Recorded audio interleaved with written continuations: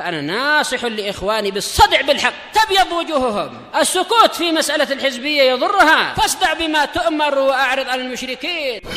سلامي على دماج ورجالها والشيخ يحيى ودار العلم يا سعد بانيها. Bismillahirrahmanirrahim. Alhamdulillahi rabbil alamin. Ashhadu an la ilaha illallah wa ashhadu anna Muhammadan abduhu wa rasuluh. Allahumma shalli ala Muhammadin abdika wa rasulik wa ala alihi wa ashabihi ajma'in, amma ba'd. Setelah kita melakukan ihram, yaitu tatkala sudah tiba di miqatnya dengan mengucapkan labbaik Allahumma hajjan, kita mengenakan kain ihram. Apakah disunnahkan menampakkan pundak, menampakkan bahu? Tidak disunnahkan itu. Tapi memakai kain ihram, kalau untuk yang laki-laki adalah yaitu memakai kain pelikat, dibuat semacam pelikat untuk menutup bagian bawah, kemudian kain yang satu lagi dipakai untuk menutup kedua pundaknya.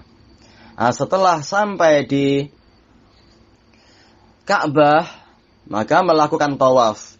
Tawaf yang disyariatkan di dalam haji dan umrah itu ada 4. Yang pertama tawaf qudum, ini dari sisi jenisnya, ada tawaf qudum. Yang kedua tawaf umrah. Yang ketiga tawaf ifadah atau ziarah. Yang keempat adalah tawaf wada'. Yang pertama tawaf qudum ini sunnah untuk orang yang berhaji apabila dia masuk ke Makkah sebelum wukuf di Arafah.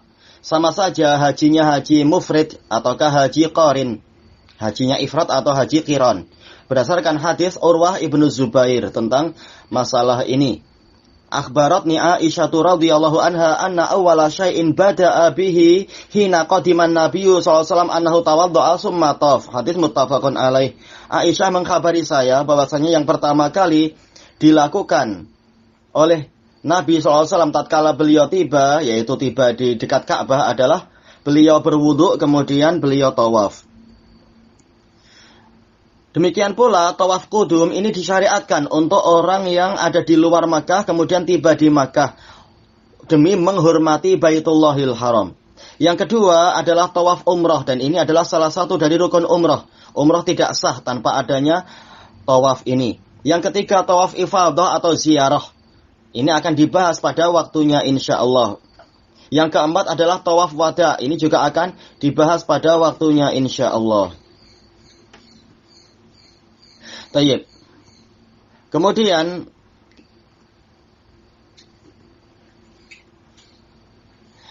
di dalam tawaf itu ada 7 pusingan atau 7 putaran. Dan ini insyaallah akan dijelaskan. Dan juga disyaratkan tawafnya itu dia susul menyusul. Jangan sekali pusingan, sekali putaran, kemudian minum kopi atau apa, pergi keluar. Bukan, tapi memang pusingan pertama, pusingan kedua, dan seterusnya. Jadi susul menyusul. Tidak boleh dipisahkan dengan pemisah yang panjang. Kalau dia sampai memisahkan dengan masa pemisah yang panjang, maka dia wajib mengulang dari awal. Apalagi tawaf itu bagaikan sholat, dan sholat disyaratkan susul menyusul amalannya itu. Baik. Bagaimana? Apakah boleh dalam tawaf itu berbicara? Boleh, berbicara boleh. Orang bertanya, barangkali bertanya ini itu, kemudian dijawab. Akan tetapi tetap dalam keadaan sambil bertawaf. Bagaimana apabila tawafnya itu di dalam Masjidil Haram? Boleh.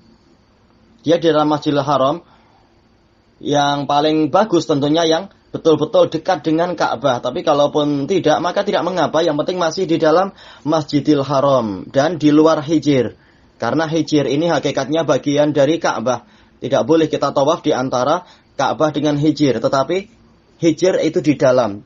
Jadi hijir juga ikut ditawafi. Baik. Bagaimana kalau tawafnya adalah di luar Masjidil Haram? Ini tidak sah.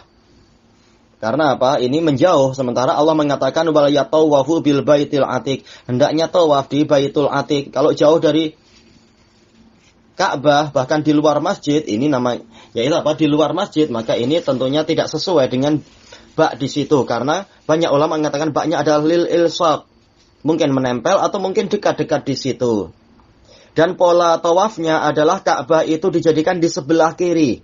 Kita berputar jadi apa? Berlawanan dengan jarum jam. Karena Nabi SAW mencontohkan seperti itu. Jadi tangan kiri lebih dekat kepada Ka'bah daripada tangan kanan. Lalu dari mana mulainya tawaf? Yaitu dari Hajar Aswad. Karena Nabi mulainya adalah dari Hajar Aswad. Bagaimana kalau kita tidak mampu masuk karena orang berdesak-desakan? Kita tidak mampu masuk langsung jumpa Hajar Aswad. Tidak mengapa, kita ikut berputar semakin mendekat, semakin mendekat. Begitu sampai di Hajar Aswad, maka kita meniatkan. Niat di dalam hati untuk tawaf. Taib. Apa saja yang disunahkan dilakukan tatkala tawaf, yaitu kita menyentuh, dikatakan istilam, yaitu menyentuh Hajar Aswad. Disunahkan dengan tangan kanan, tapi kalaupun tidak mampu, maka tidak mengapa dengan tangan kiri semampunya. Dan menciumnya. Kapan itu? Yaitu di awal tawaf. Atau di setiap kali kita jumpa Hajar Aswad. Di setiap kali kita satu putaran itu.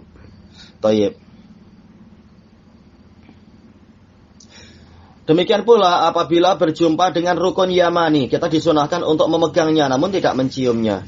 Sekedar memegangnya.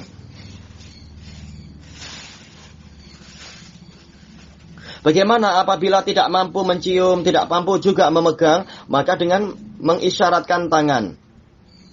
Mengisyaratkan dengan lambaian tangan, itu pun cukup. Bertakwa semampunya. Adapun kalau kita mampu mencium, maka ini bagus. Kalau tidak mampu, maka dengan mengusap. Setelah itu tangannya yang dicium. Ini khusus untuk Hajar Aswad tentunya. Adapun untuk rukun Yamani, yaitu apa? Sekedar dipegang. Tetapi tidak disunahkan untuk mencium tangan setelah memegang rukun Yamani.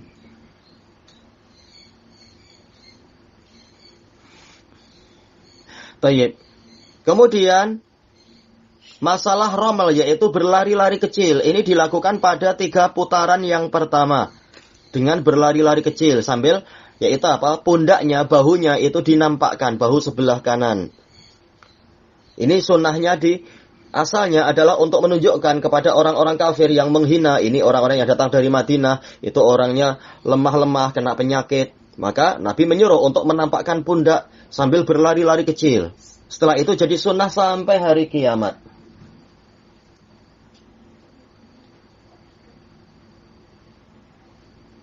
Adapun untuk menampakkan pundaknya itu selama 7 putaran.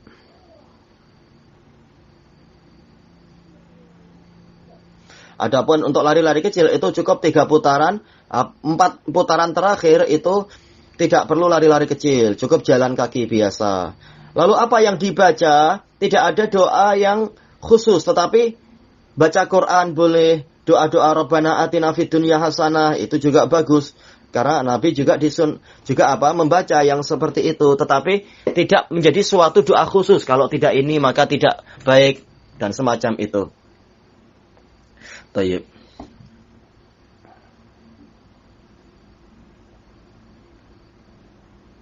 Apakah tatkala kita berlari-lari kecil itu kita dengan cepat, tidak cepat tapi perlahan-lahan saja, dan ini hanya untuk laki-laki. Untuk perempuan tidak disunahkan berlari-lari.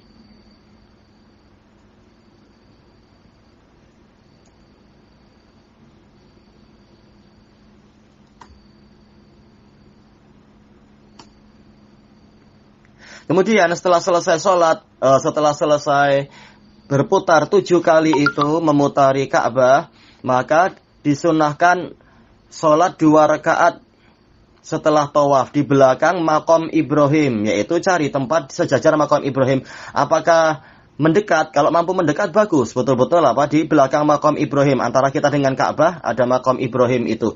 Tapi kalau tidak mampu maka mundur ke belakang, cari tempat yang agak longgar. Nanti di sana ada tempatnya itu. Ada tempat, ada semacam ya disediakan tempat, tapi memang berdesak-desakan ya tinggal menunggu gantian sampai ada tempat kosong. Dan jangan lama-lama, karena apa? Orang lain juga memerlukan. Dan terkadang apa? Boleh jadi kita akan didesak oleh orang yang sedang tawaf. Makanya tidak perlu sholat lama-lama, tapi bertakwa semampunya. Kalaupun susah di bagian pelataran itu, pelataran dalam itu, maka di dalam masjid tidak mengapa. Kalaupun tidak mampu sejajar dengan maqam Ibrahim, maka tidak mengapa sholat semampunya. Yang penting masih di dalam masjid. Bertakwa semampunya.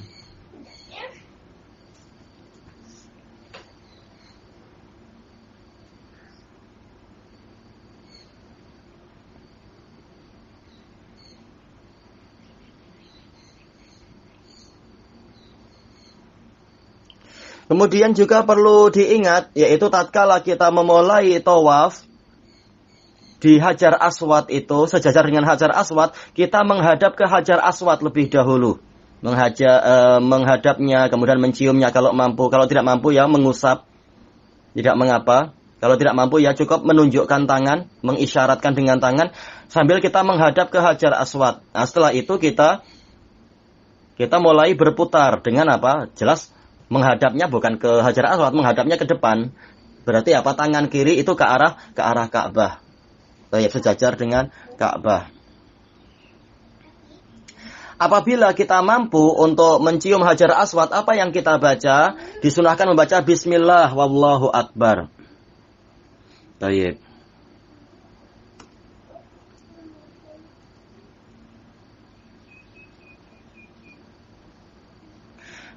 Apakah boleh tatkala tawaf itu kita selfie? Tak boleh, itu haram.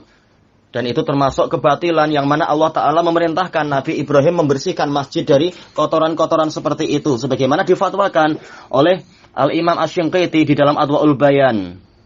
Dan sucikanlah rumahku untuk orang-orang yang tawaf, orang yang sholat, dan seterusnya itu. Maka di antara penyucian adalah disucikan dari maksiat. Sementara menggambar makhluk bernyawa itu bagian dari dosa besar. Maka jangan sibukkan dengan itu, tapi sibukkan dengan zikir, istighfar banyak-banyak, membaca Quran, boleh memegang mushaf. Kalau tidak ya, apa yang dihafal, qul huwallahu ahad, qul a'udzu birabbin nas, ayat kursi dan seterusnya. Baik. Kemudian apabila selesai tawaf dan kita hendak menuju ke maqam Ibrahim untuk sholat, kita disunahkan membaca ayat wattakhidhu mim maqami Ibrahim musalla. Kemudian rakaat pertama setelah membaca Al-Fatihah membaca qul ya ayyuhal kafirun. Pada rakaat kedua setelah Al-Fatihah membaca qul huwallahu ahad. Nah, dengan demikian selesailah pembahasan tentang tawaf di Ka'bah itu tadi. Baik. Yang berikutnya adalah pembahasan sa'i di antara Safa dan Marwah. Berangkat menuju ke Safa. Dan mulainya adalah sebagaimana yang dicontohkan oleh Nabi, yaitu dari Bukit Safa. Kalau kita mampu naik ke atas itu bagus. Tapi biasanya orang berkerumun di atas, yaitu banyak orang memang semuanya juga suka untuk berusaha naik. Dan itu sekarang sudah tidak tinggi, dan dia sudah ada batas, sudah ada semacam kaca di sebagian tempatnya itu untuk menutup, untuk melindungi karena memang agak sebagian tempat agak terjal, batunya kasar. Kalau kita tidak hati-hati nanti terdesak orang jatuh ke sebagian batu, mungkin terluka, akan calar-calar kulitnya. Tapi yang penting kita sudah berusaha naik sedikit. Kalaupun tidak mampu naik sedikit, paling tidak kita betul-betul di naik sedikit saja dari kaki Bukit Safa. Bertakwa semampunya Bukit Safa, ya, bertakwa semampunya. Yang penting jangan tidak naik sama sekali.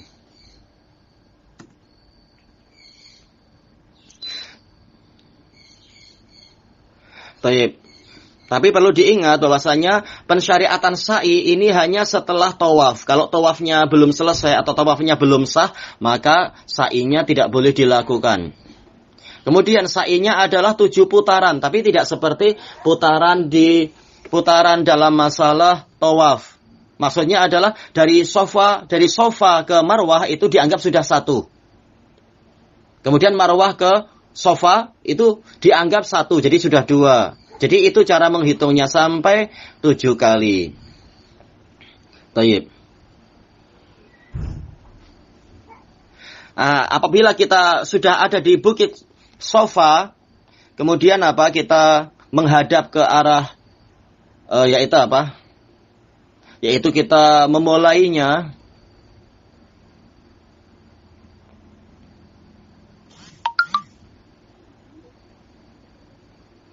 dan itu di dalam masjid, di luar masjid, dia sudah ada di luar masjid. Tetapi kalau itu dulu, kalau sekarang dia di atasnya sudah ada bumbungnya, sudah ada semacam aircon sejuk dan sebagainya, seakan-akan kita di dalam masjid. Sebenarnya kita di luar masjid, itu masjid yang di masa lampau. Sekarang ya sudah masuk ke area masjid kita. Baik. Apakah naik ke sofa itu syarat? Dia tidak sampai syarat naik sofa, naik marwah, tapi usahakan jangan hanya di dekat. Tapi memang kita berusaha naik semampunya. Tidak wajib sampai ke atas, tapi usahakan untuk naiklah walaupun sedikit. Baik. Apakah disyaratkan suci? Tidak syaratkan, tapi sunnahnya memang suci. Suci dari hadas besar, suci dari hadas kecil. Dan juga disyaratkan dia itu susul menyusul. Jangan selesai dari sofa, kemudian naik marwah baru satu kali, kemudian turun minum kopi atau pergi Starbucks atau beli kurma. Jangan, selesaikan dulu selama 7 amalan itu. Tayyib. Kemudian ketika naik ke Bukit Sofa, maka disunahkan membaca firman Allah Ta'ala, Inna sofa wal marwata min sya'airillah, faman hajjal baita awi tamara fala junaha alaihi ayyat tawafa bihima, wa man tatawwa'a khairan fa innallaha syakirun alim. Tapi kalau tidak mampu, tidak mengapa. Atau kalau ada buku nota kecil, ditulis itu apa yang perlu dibaca. Nanti dibaca dengan membawa nota itu. Setelah kita sampai di atas Bukit Sofa, kita menghadap ke kiblat, ke Ka'bah. Nanti juga kalau di Bukit Marwah, kita juga menghadap ke kiblat juga. Di atas kita membaca tahlil, la ilaha illallah, membaca takbir, Allahu Akbar, dan berdoa. Terserah mau doa bagaimana, itu tidak masalah. Minta ini, minta itu, boleh. Tayyib. Dan juga membaca secara kelengkapannya, la ilaha illallah wahdahu la syarikalah, lahul mulku wa lahul hamdu wa huwa ala kulli syai'in qadir, la ilaha illallah wahdah anjaza wa'dah wa nasara abdah wa hazamal ahzaba wahdah.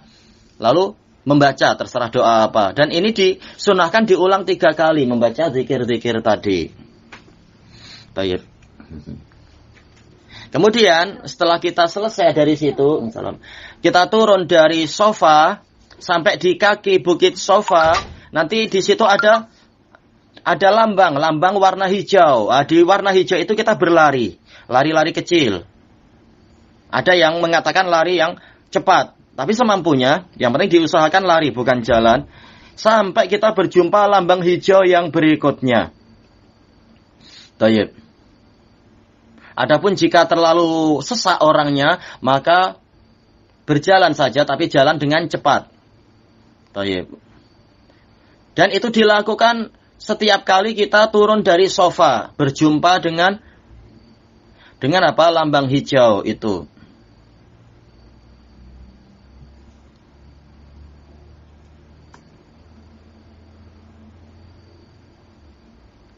Demikian pula tatkala kita pulang dari Bukit Marwah, kita jalan kaki sampai kita mendapatkan lambang hijau yang pertama, kita lari sampai mendapatkan lambang hijau yang kedua, kita berhenti dari lari, kemudian mulai mendaki Bukit Sofa. Tayyib.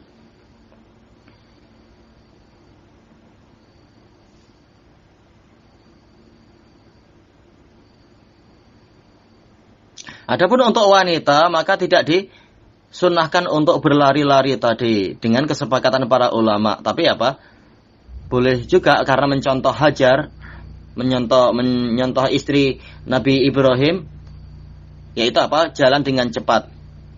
Dan sepanjang perjalanan itu apa yang dilakukan? Zikir, berzikir, banyak-banyak berdoa, membaca Rabbi ghafir warham wa anta al-a'azzu wal akram, atau doa-doa yang lain, tidak masalah. Tayyib. yang keletihan atau tidak mampu boleh naik kendaraan, boleh naik kursi roda, atau yang sekarang mungkin pakai kursi roda yang ada baterainya dan sebagainya. Tayyib.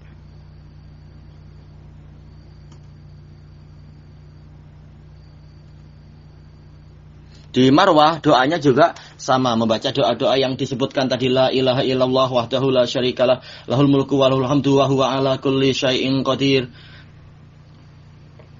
La ilaha illallah wahdah anjaza wa'dah wa nasara abdah wa hazamal ahzaba wahdah, sambil menghadap ke Ka'bah dan diulang 3 kali. Tayyib. Selanjutannya nanti insyaallah, wallahu a'lam walhamdulillahi rabbil alamin. Bismillahirrahmanirrahim. Kita lanjutkan pembahasan ringkasan manasik haji. Oh ya, untuk membaca tentang masalah membaca inna sofa wal marwata min sya'airillah, ini hanya pertama kali saja tatkala naik ke sofa. Adapun nanti pada kali kedua, ketiga dan seterusnya itu tidak perlu. Ini hanya dibaca 1 kali aja dan tidak sampai wajib. Kemudian selesai acara, kalau itu adalah terkait dengan umrah, amalan umrah sudah selesai. Dan tentunya penyelesaiannya adalah dengan mencukur rambut. Tapi karena kita hendak haji, maka bukan mencukur rambut, tetapi memendekkan. Kemudian rehat sehari 2 hari, tak tahu, sampai intinya adalah sampai masuk hari tarwiyah, yaitu hari ke-8 Hijriyah, 8 Dzulhijjah, ya 8 Dzulhijjah. Apabila sudah masuk ke tarikh 8 Dzulhijjah, maka berangkat ke Mina. Berangkat ke Mina pagi-pagi sambil mengucapkan labbaik Allahumma hajja, dan naik kendaraan, mungkin naik bus atau apa. Setelah itu sampai di Mina, di sana sholat duhur dan asar, ikut jamaah yang di situ. Kalau mau di jamak boleh, tetapi alangkah baiknya mengikuti apa yang ada di situ, di masjid situ. Masalah kosor memang karena kita musafir, 2 rakaat. Tapi tidak perlu kita menjamak karena toh kita juga nanti di waktu asar juga kita ada di situ, maka ikutilah jamaah imam yang ada di situ. Baik. Kemudian maghrib 3 rakaat, isya 2 rakaat. Kemudian zikir terus zikir di situ, tidur juga boleh dan sebagainya. Ada kemah-kemah atau apa di situ. Kemudian sampai waktu fajar, sholat subuh seperti biasa. Kemudian yaitu diam sejenak sampai sehinggalah matahari terbit. Tatkala matahari terbit berarti apa? Pagi-pagi di hari Arafah, maka mulai berangkat ke Arafah.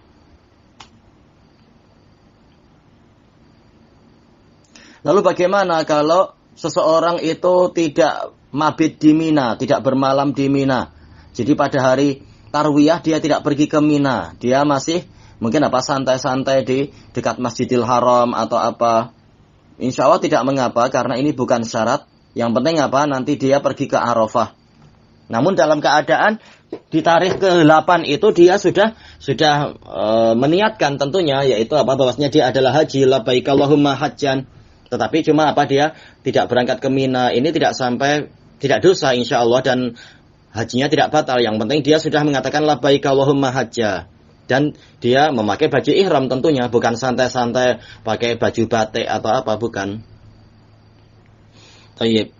Kemudian pada pagi-pagi hari Arafah berangkat ke Arafah. Tayyib.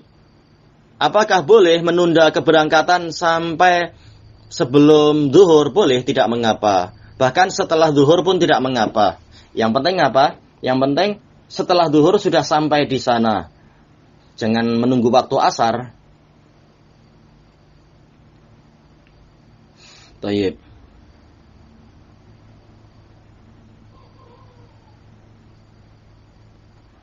Sunnahnya adalah pagi-pagi setelah sholat subuh setelah istirahat sebentar barangkali atau apa, kemudian berangkat. Tapi barang siapa berangkat ke Arafahnya adalah sebelum duhur atau setelah duhur, insya Allah ini tidak mengapa. Apalagi terkadang karena berdesak-desakan sampai ke sana memang agak terlambat sedikit, maka yang seperti itu tidak mengapa.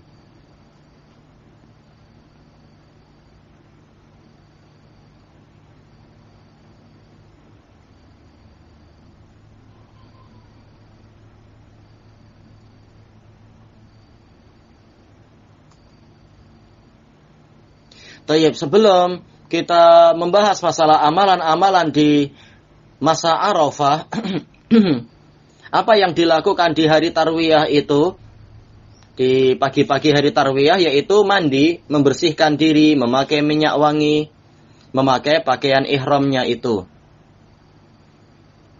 Tayyib, ini apabila dia telah selesai dari umrah tamattu dan memakai baju yang lain. Tapi kalau memang dia sejak awal tidak meniatkan tamattu, maka memang sejak dari miqat yang di luar sana memang dia terus-menerus memakai baju ihram itu sampai tarikh yang ke-8 Hijriyah itu, 8 Dzulhijjah itu. Tetapi bagi orang yang haji tamattu, dan itu yang terbaik, memang setelah dia selesai umrah, memang dia memakai baju yang lain, bebas ini dan itu. Nanti tarikh yang ke-8 kembali dia memakai baju ihram, yaitu apa? Bersih-bersih, mandi, memakai minyak wangi, memakai baju ihram, kemudian mengatakan labbaik Allahumma hajjan.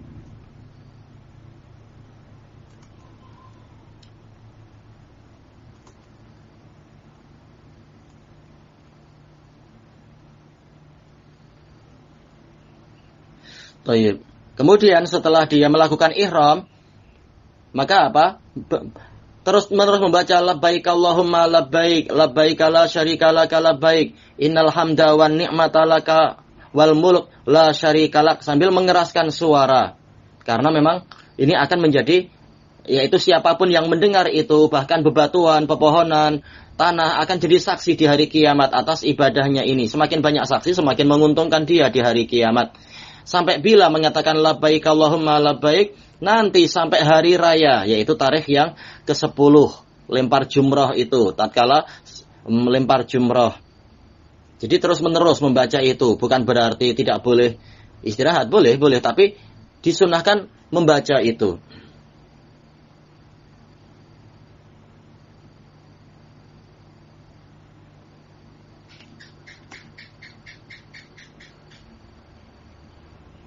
Tayyib. Nah, sementara di Minanya itu sholatnya ikut imam. Tetapi apa? Ya kalau imamnya 2 rakaat, 2 rakaat. Kalau imamnya 4 rakaat, ya kita ikut 4 rakaat. Tapi kalau kita yang jadi imam atau kita sholat sendirian, maka kita musafir, sholatnya 2-2 dan tidak dijamak. Tayyib.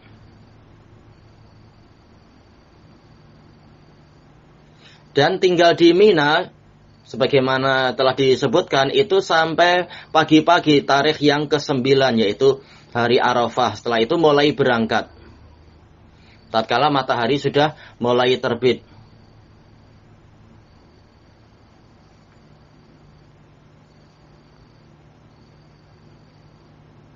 Jadi apa, setelah sholat subuh, duduk berzikir, membaca Quran atau talbiyah sampai matahari terbit. Bagus juga kita niatkan untuk menjalankan hadis, yaitu apa? Barang siapa sholat subuh, kemudian dia tetap duduk di tempatnya sehingga matahari terbit, maka dia dinilai telah melakukan haji dan umroh. Jadi ini amalan yang berlipat ganda. Nah, setelah matahari terbit, kalau mampu sholat duha itu bagus. Kalau tidak, ya tidak mengapa. Kemudian berangkat ke Arafah. Yaitu apa? Pada tarikh yang ke-9. Apakah disunahkan untuk berlari cepat atau jalan biasa? Jalan biasa. Perjalanannya dengan perjalanan yang biasa. Sebagaimana di sebagian riwayat, Nabi itu yasiru anaqon, yaitu berjalan dengan perlahan-lahan, jalan biasa. Fa'idha wajada fajwah nassa. Apabila Nabi mendapatkan ada lubang, yaitu apa? Ada ruang yang longgar di depan, maka beliau bergerak dengan cepat maju ke depan. Tetapi bukan berarti disunahkan lari-lari atau apa, tidak demikian. Dan wukuf di Arafah ini wajib, bahkan ini adalah rukun haji yang paling besar. Kalau tidak melakukan itu maka hajinya tidak sah. Baik. Syarat-syaratnya apa untuk wukuf di Arafah? Tentunya syarat yang ma'ruf di dalam semua ibadah, yaitu dia adalah muslim. Cuma syarat yang lain apa? Dia dalam keadaan ihram. Jadi jangan lupa, di tarikh ke-8 hari tarwiyah itu sudah ihram, yaitu memakai baju ihram dengan mengatakan labbaik Allahumma hajja. Baik, dan dalam keadaan berakal. Kalau akalnya sedang hilang ya tidak boleh. Lalu bagaimana kalau dia tidur? Tidak mengapa, jelas di Arafah itu bermalam di Arafah. Kalau lama orang mengantuk tidur tidak masalah. Orang membaca-baca buku boleh, belajar. Banyak para muhaddisin dan para ulama dan para pelajar, mereka menyempatkan di kemah-kemah itu untuk belajar, untuk mengulang kaji ilmu, membuka majelis-majelis ilmu dan sebagainya. Dan syaratnya adalah wukufnya betul-betul memang di batasan-batasan Arafah, yaitu tidak keluar dari batasan Arafah. Jadi lihat batasannya mana, lihat pagarnya mana, biar kita tidak rugi. Sudah sampai di situ tapi tidak masuk ke area Arafah.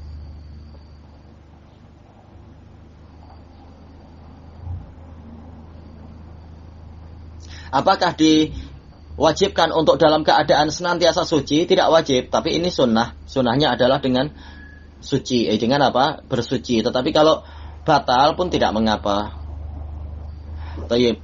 Waktu wukufnya itu mulai kapan? Mulai bila? Yaitu setelah tergelincirnya matahari pada tarikh ke-9 itu. Jadi setelah sholat duhur. Dan sholat duhurnya memang di situ. Tayyib. Sampai kapan akhir waktunya? Mungkin ada orang yang datang terlambat atau apa, atau emang ingin lama di situ. Sampai kapan? Yaitu berakhir dengan terbitnya fajar, bukan terbitnya matahari, tapi terbitnya fajar. Terbitnya fajar pada tarikh keberapa? Tarikh ke-10, yaitu apa? Hari raya Dzulhijjah, 10 Dzulhijjah itu. Tetapi berangkat dari Arafahnya itu kapan? Sunnahnya dari Arafah ke Muzdalifah itu setelah terbenamnya matahari. Nabi mencontohkan demikian, setelah matahari terbenam maka berangkat. Yang ada udzur tak mengapa, untuk agak terlambat, nanti sholatnya mungkin masih di Arafah, tapi Nabi mensunnahkannya sholat maghribnya itu nanti di Muzdalifah. Jadi tatkala matahari terbenam maka Nabi berangkat meninggalkan Arafah.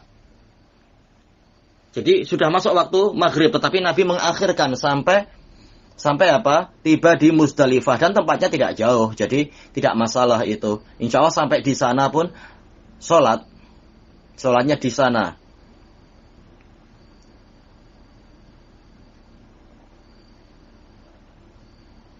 Bagaimana kalau orangnya ingin berangkat lebih cepat? Mungkin takut nanti tidak mampu sholat maghrib di Muzdalifah karena orang berdesak-desakan. Boleh, tidak mengapa. Itu sah.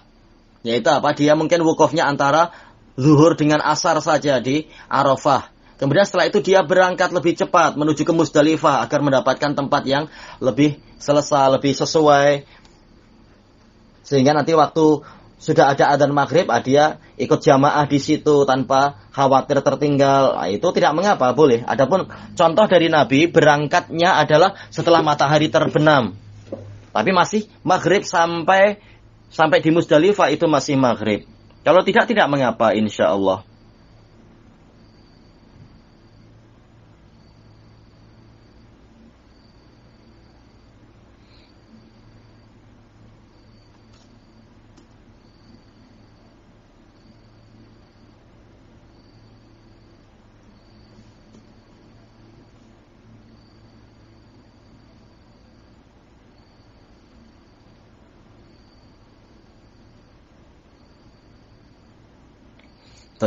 Bagaimana dengan yang tidak mampu tiba di Muzdalifah waktu maghrib? Ternyata karena berdesak-desakan atau memang agak terlambat karena ada udzur di Makkahnya atau ada udzur di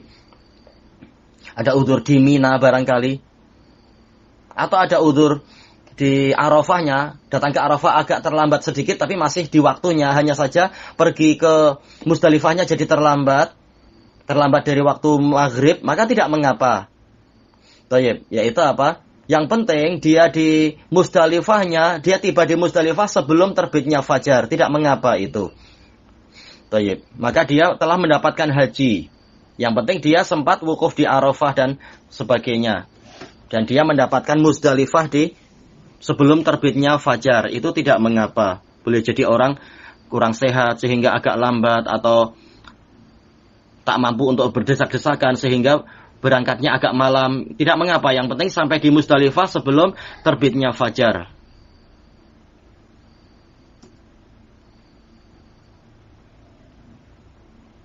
Tayyib. Kemudian di Arafah apa saja yang dilakukan sebelum kita melanjutkan masalah di Musdalifahnya? Maka sunnahnya adalah mandi. Nah, di Arafah ada tempat-tempat untuk mandi.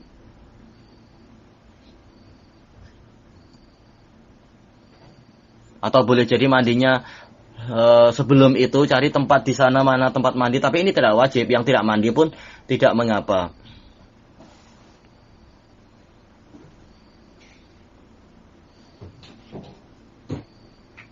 Baik, kemudian sunnahnya juga apa? Yaitu bertempat, yaitu singgah, berdiam di Namirah. Tapi kalaupun tidak mampu tidak mengapa. Yang penting apa? Ada di Arafahnya itu.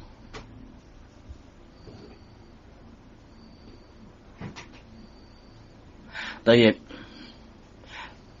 Sunnahnya di Namirah, kemudian pergi ke Arafah. Kalaupun tidak mengapa. Yang penting kita ke Arafah. Sunnahnya yang lain juga menghadiri khutbahnya imam di hari Arafah. Dan termasuk sunnahnya adalah menjamak. Jadi duhur dengan asar dijamak. Jamak takdim. Kalaupun ingin jamak takhir pun tidak mengapa.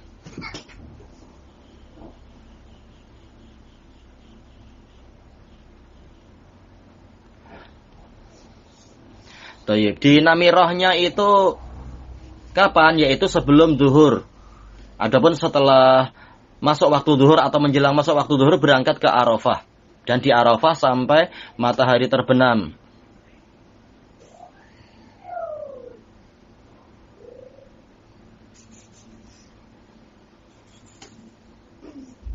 Dan di situ banyak berzikir, banyak berdoa, membaca labbaik Allahumma labbaik dan seterusnya itu.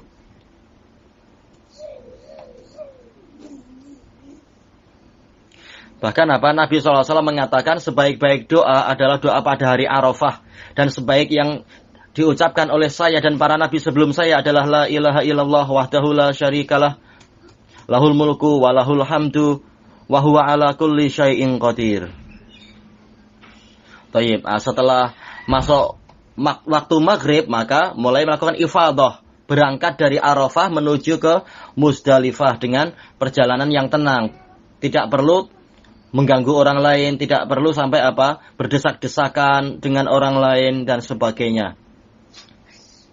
Tapi kalau ada tempat yang longgar, segera maju ke depan sambil terus berzikir.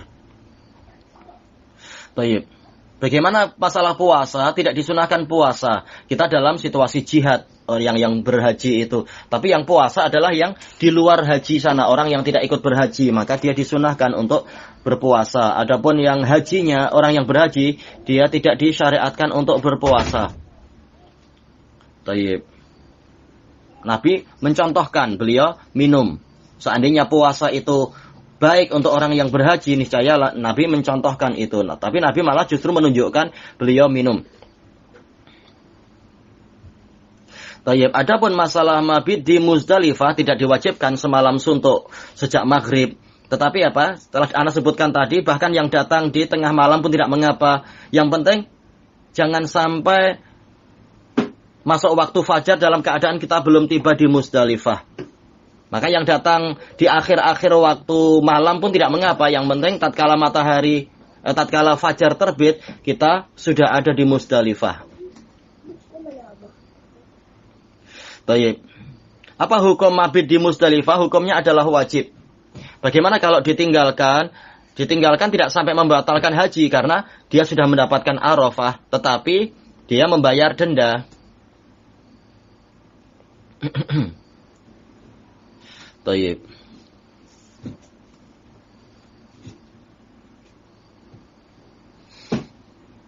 Lalu apa yang dilakukan? Yaitu menunggu sampai sampai fajar itu terbit. Tatkala fajar terbit, kemudian melakukan sholat subuh di Musdalifah.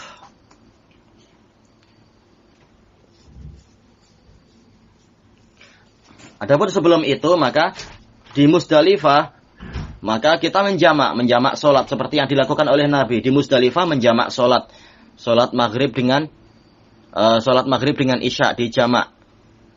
Boleh jadi adalah kalau kita mampu sampai di sana masih waktu maghrib, maka kita jamak takdim. Tetapi kalau ternyata masuk ke waktu isya, berarti kita jamak takhir.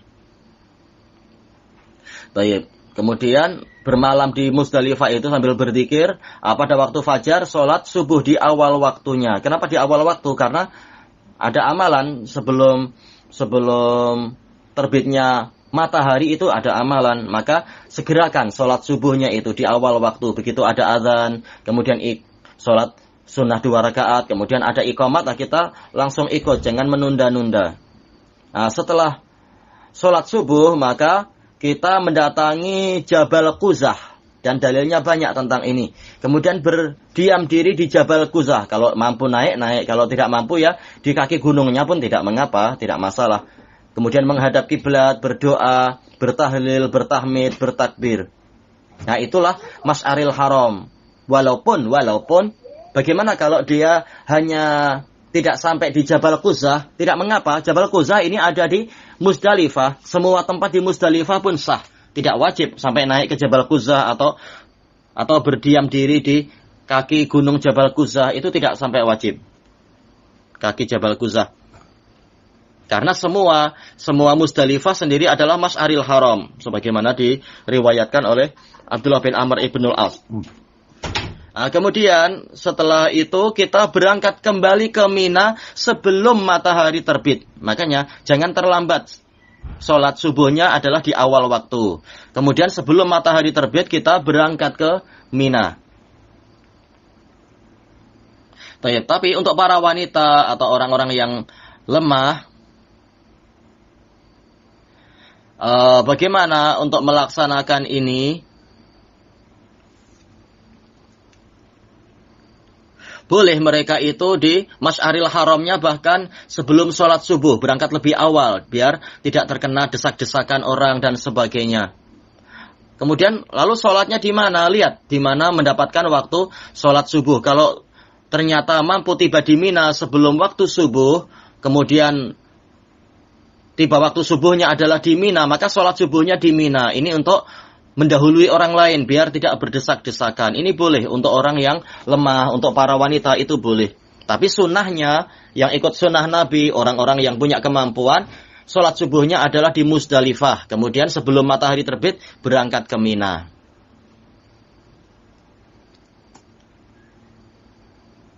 Nah, setelah itu di Musdalifah sendiri kita siapkan batu. Kita mengambil 7 batu untuk melempar. Baik. Kemudian yaitu tatkala mulai keluar dari Musdalifah, kita berjalan dengan cepat di Wadi Muhassir. Nanti akan ditunjukkan oleh Amirul Hajj atau siapa yang di sana. Bahkan ada tandanya itu, nanti ada semacam signboardnya, insya Allah tertulis ini Wadi Muhassir. Maka kalau sampai di Wadi Muhassir bergerak dengan cepat. Baik.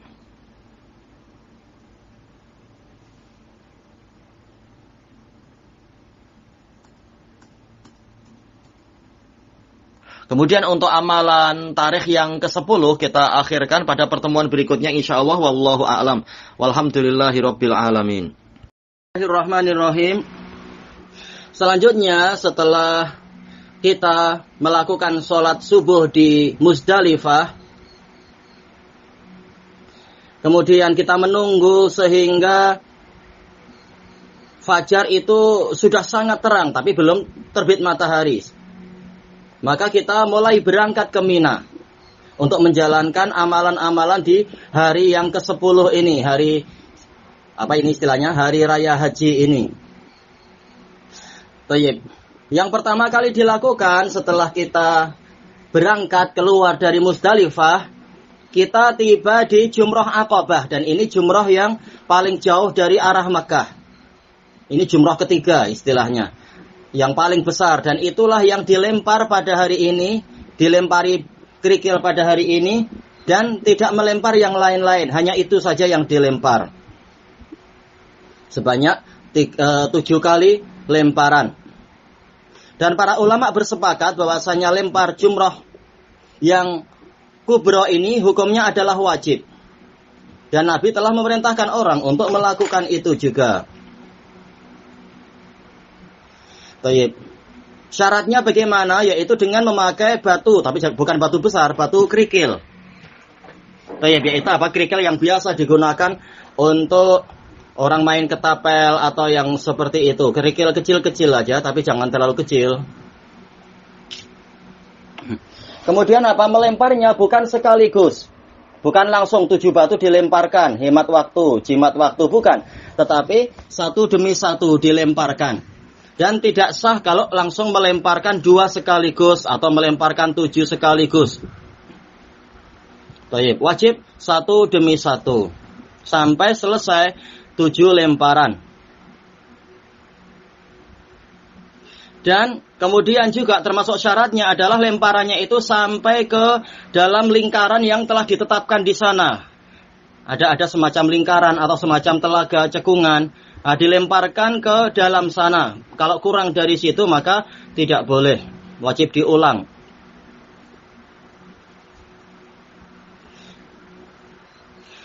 Baik. Kemudian lemparannya itu memang diniatkan.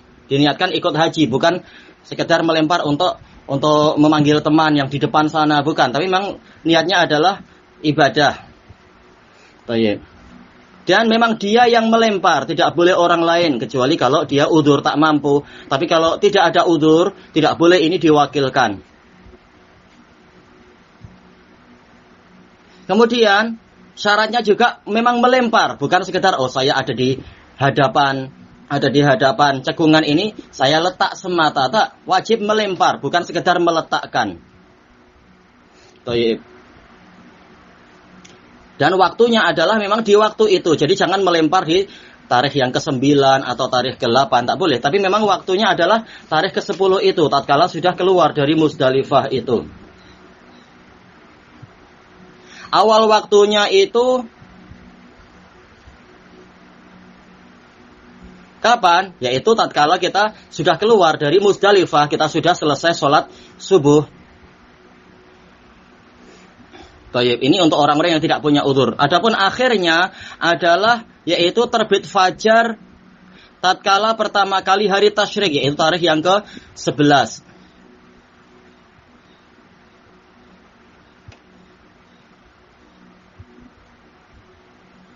Maka orang yang boleh jadi ada udzur atau apa, dia tidak mampu melempar kecuali di waktu maghrib. Maghrib Yaumun Nahar, yaitu tanggal ke-10, tarikh ke-10. Dia mampunya hanya di waktu maghrib, maka itu tidak mengapa. Baik. Demikian pula di tengah malam, boleh, tidak mengapa. Yang penting, waktu akhirnya, batas akhirnya adalah fajar tarikh yang ke-11. Boleh jadi apa? Orang tidak sadar atau lupa atau apa. Baik. Adapun jika dia tidak melempar kecuali setelah terbitnya fajar di hari tasyrik itu, fajar tarikh yang ke-11, maka dia terkena denda, terkena dam, karena meninggalkan salah satu kewajiban sampai waktunya hilang. Waktu yang terbaik kapan? Yang dicontohkan Nabi, yaitu setelah terbitnya matahari Yaumun Nahar, yaitu kita sudah keluar dari Muzdalifah memang. Dan sampai terbenamnya matahari di hari itu.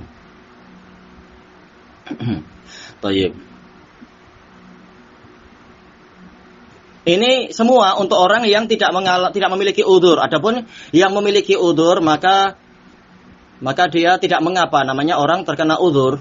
Mungkin kebetulan sakit, sedang dirawat oleh petugas kesehatan di sana, tak mampu datang kecuali di hari berikutnya, maka langsung saja diqadha. Ini udzur, insyaallah tidak terkena dam, tidak sengaja dia. Kemudian pelemparannya itu susul menyusul. Jangan apa? Melempar satu, lempar dua, kemudian setelah setengah jam baru lempar lagi tanpa udzur. Tak boleh, langsung saja. Yaitu apa? Susul menyusul. 1, 2, 3, sampai 7. Tanpa ada dipisah dengan pemisahan yang lama. Baik. Bagaimana? Apakah wajib melemparkan dengan batu yang baru ataukah boleh kita hanya menemukan 3 batu, kita lempar, kemudian kita datang ke cekungan tadi atau semacam telaga tadi, kemudian kita ambil lagi batu kita misalkan.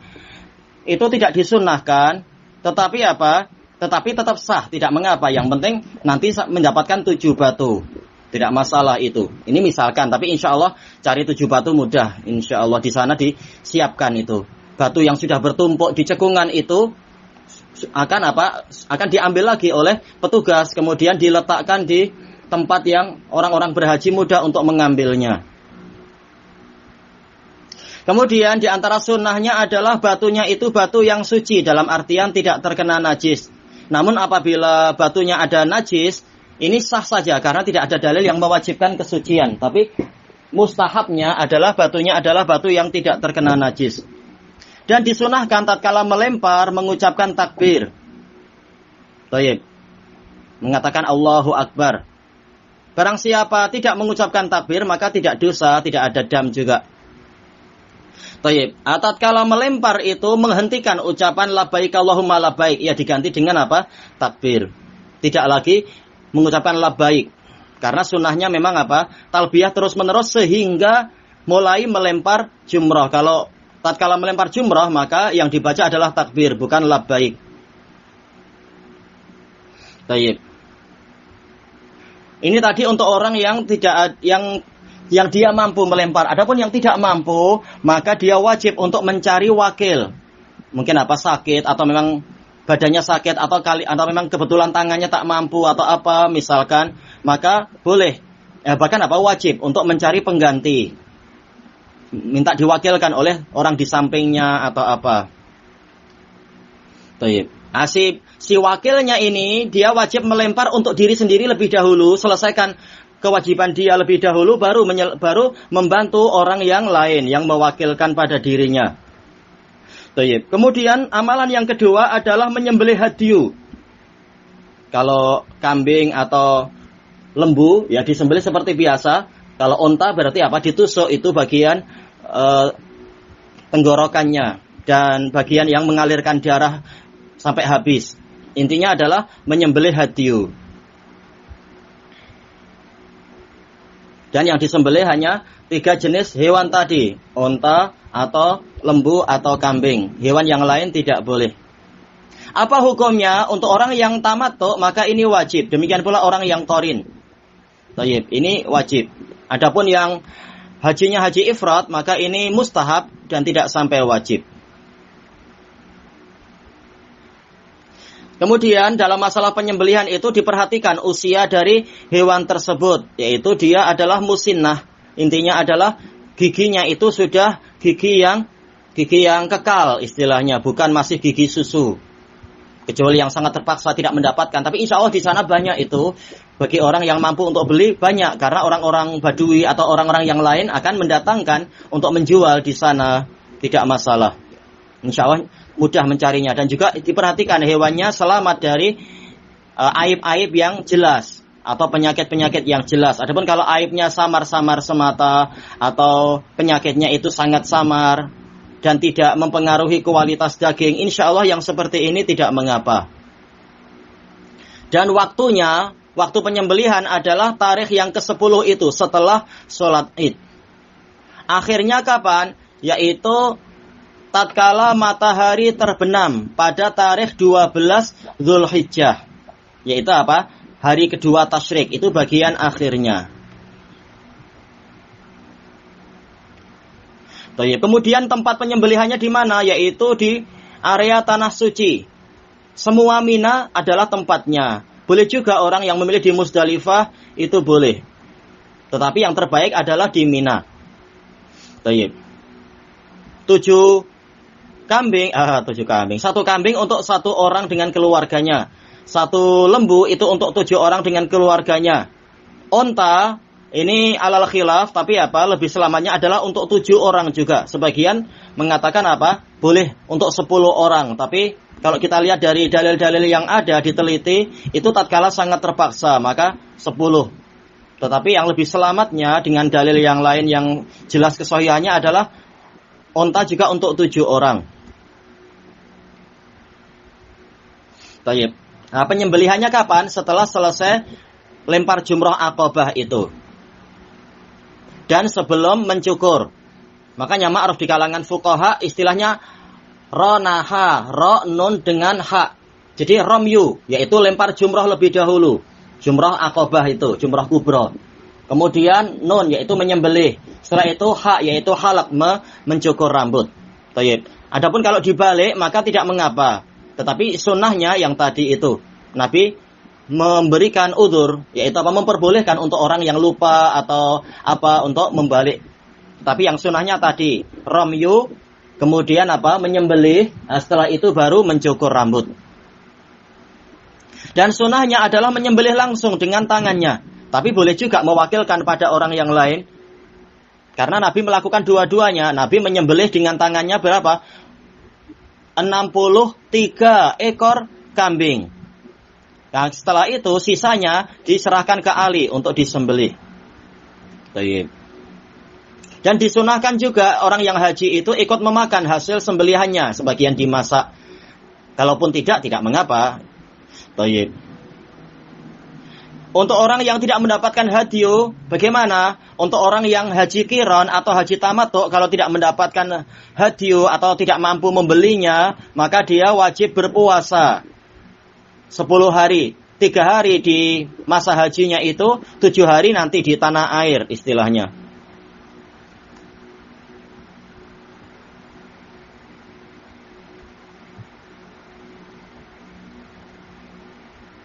Nah, setelah itu baru masuk ke amalan ketiga di hari itu, yaitu mencukur rambut atau memotong rambut.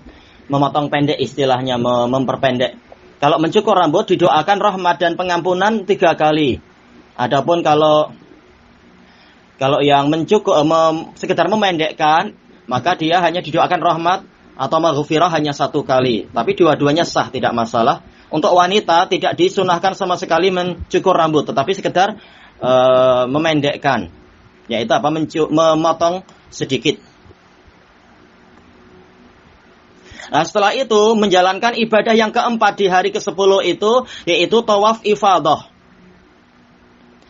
Yaitu tawaf ini dilakukan setelah orang yang berhaji itu melaksanakan amalan-amalan di Mina. Setelah itu dia pergi ke Mekah. Nah, tatkala tiba di Mekah, tiba di Masjidil Haram, dia melakukan tawaf.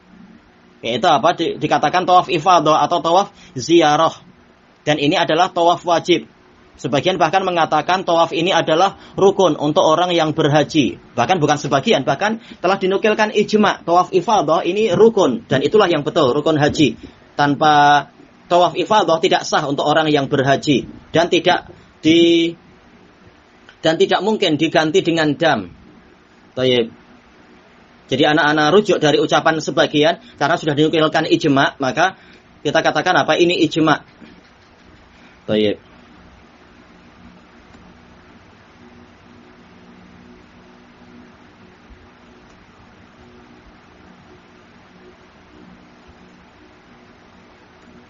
Waktu tawaf ifadah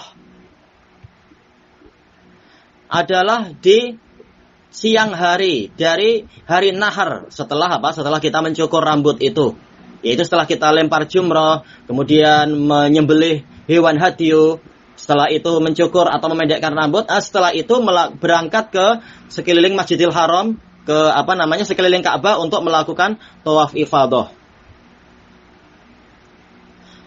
Baik. Sampai kapan waktunya? Boleh juga sampai tengah malam. Boleh, masalah boleh, tapi mustahabnya yang tadi di siang hari.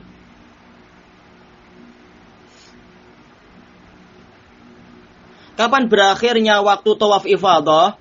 Tidak disebutkan dalil tentang bagian batas akhirnya. Maka boleh untuk orang-orang yang mungkin ada uzur atau ada hajat, maka dia mengakhirkan tawaf ifadah itu di hari-hari tasyrik. Boleh, tidak mengapa insyaallah. Di hari tasyrik yang ketiga pun tidak mengapa. Bahkan sebagian mengatakan boleh di akhir bulan Dzulhijjah. Yang penting apa? Ini hutang dia. Karena ini adalah rukun, ini hutang. Makanya selesaikan lebih cepat seperti yang dicontohkan Nabi itu lebih baik. Setelah itu terserah melakukan yang berikut-berikutnya. Tidak ada beban hutang tawaf ifadah. Tapi barang siapa dia mengakhirkan bahkan sampai akhir Dzulhijjah, maka ini tetap sah.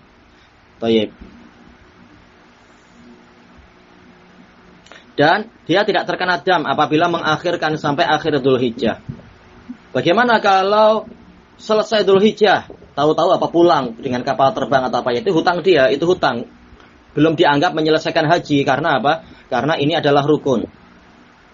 Nah, setelah selesai tawaf ifadah, apa yang dilakukan berikutnya yaitu melakukan sa'i. Orang yang hajinya haji tamattu, dia sa'i setelah tawaf ifadah.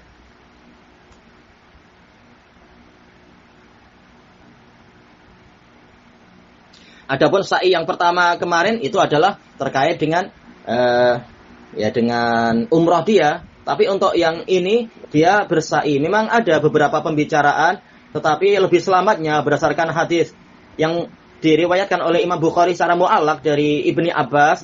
Maka apa? Maka lakukan sa'i tadi itu. Setelah tawaf ifadah kemudian melakukan sa'i. Demi hajinya dia. Tayyib. Adapun orang yang mufrid, yang melakukan haji ifrad atau haji qiran, orang yang qarin, maka dia hanya memiliki kewajiban satu tawaf dan satu haji saja. Tayyib. Adapun untuk tawaf ifadah bagi wanita yang haid atau wanita yang nifas, sementara kita tahu mereka tidak boleh tawaf dalam keadaan mereka masih haid. Ma'ruf dalam hadis Aisyah itu menunggu sampai selesainya haid atau nifas dia. Jadi apa? Setelah suci, mandi, kemudian apa? Baru melakukan tawaf. Karena di antara syarat sah dari tawaf adalah suci dari najis dan suci dari hadas.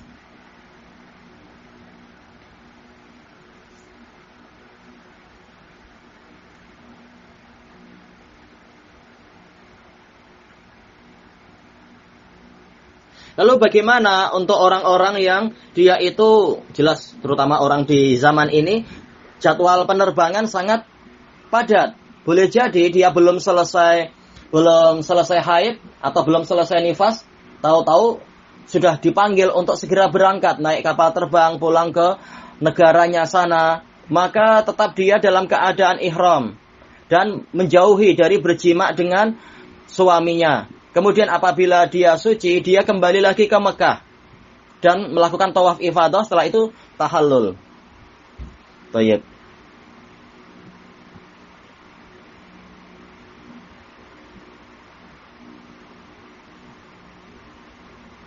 Ini hukum asalnya demikian karena dalil menunjukkan demikian. Tetapi sebagian fuqaha berpendapat melihat kesulitan itu, apalagi belum tentu tahun depan mampu datang atau bulan depan mampu datang. Perlu pesawat, perlu penerbangan, perlu biaya yang sangat mahal. Maka sebagian fuqaha memberikan udzur karena keadaan sangat terpaksa seperti ini, susah. Tidak semua orang memiliki duit yang cukup untuk berangkat kembali ke tanah suci. Maka apabila waktunya sudah sangat mendesak dan dia belum suci, maka dia segera mandi, membersihkan najis-najis darahnya itu, kemudian memakai hafadzah, memakai kalau sekarang semacam pempes untuk menghalangi turunnya darah agar darah tidak mengotori Masjidil Haram. Ya, setelah itu dia tawaf karena ini darurah dan kemudian membayar dam, dan ini insyaallah baik daripada dia masih terus dalam keadaan ihram di rumahnya entah berapa tahun baru mampu kembali dan sebagainya misalkan. Maka insya Allah fatwa yang seperti ini baik untuk orang yang sangat terpaksa. Baik.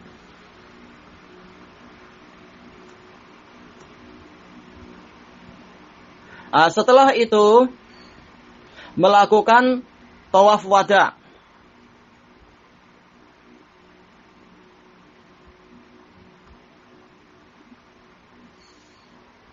Tawaf wada ini dilakukan oleh orang yang di luar Makkah, yaitu bukan penduduk Makkah. Adapun orang yang di dalam Makkah, dia tidak wajib melakukan tawaf wada karena memang dia tidak berpisah dari tanah suci. Baik.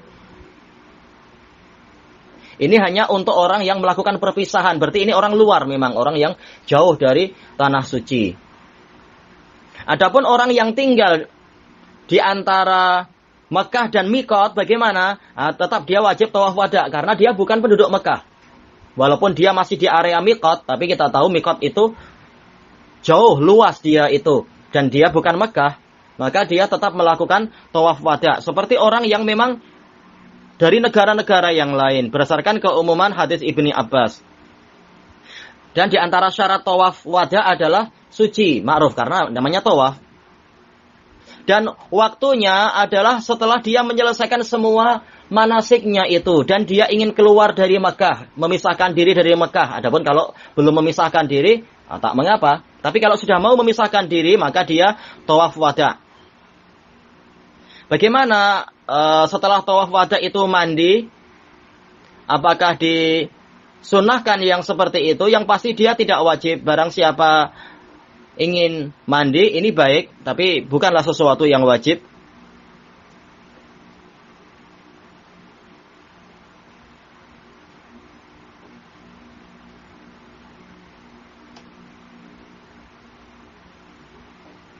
Kemudian termasuk dari syarat tawaf wada adalah dia sudah menyelesaikan tawaf ifadah. Adapun kalau belum menyelesaikan tawaf ifadah, maka tidak sah. Wajib tawaf ifadah lebih dahulu. Tawaf wada itu yang paling akhir. Kemudian setelah tawaf wada, maka disunnahkan untuk banyak berzikir. Ya tentunya ada sholat 2 rakaat di Maqam Ibrahim itu juga. Juga minum air zam-zam sebagai bentuk ibadah. Dan kemudian datang ke Multazam. Multazam di sini adalah suatu tempat di antara Hajar Aswad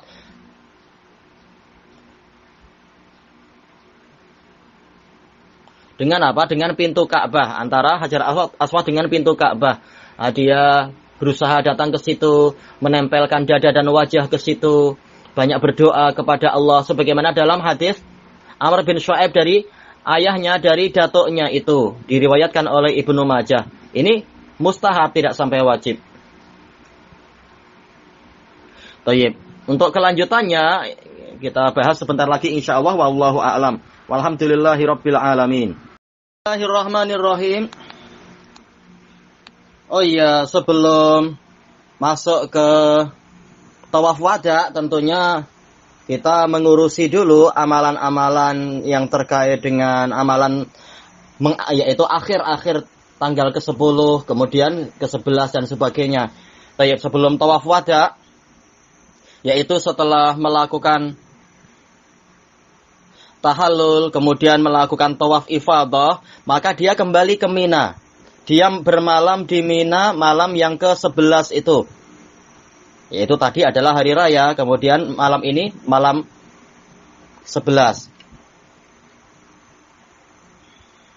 Kemudian pada pagi harinya yaitu 11 Dzulhijjah melakukan 3 lemparan.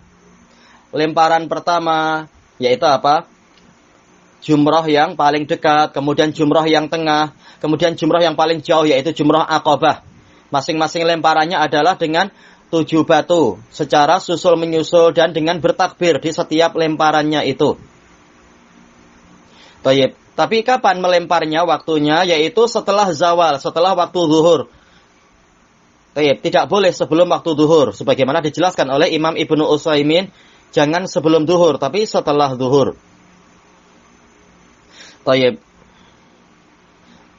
Setelah melakukan lempar jumrah yang pertama, jumrah yang dekat, kemudian jumrah yang kedua, yaitu jumrah yang pertengahan, senantiasa berzikir setelah itu.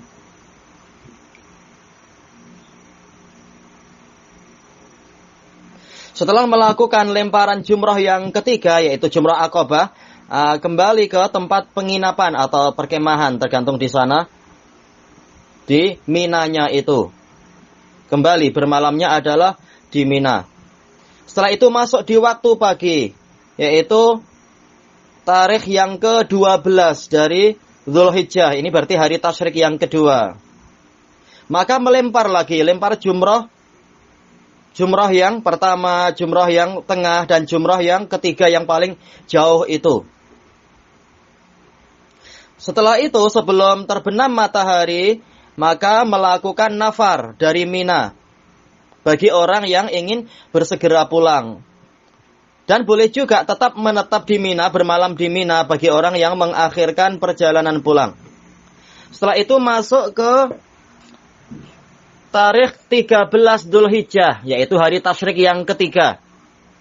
Ini untuk orang yang mengakhirkan perjalanan pulang, maka dia melakukan lemparan lagi. Lemparan jumrah yang paling dekat, kemudian yang tengah, kemudian yang jumrah yang paling jauh, jumrah Aqabah. Masing-masing 7 dan masing-masing dengan bertakbir.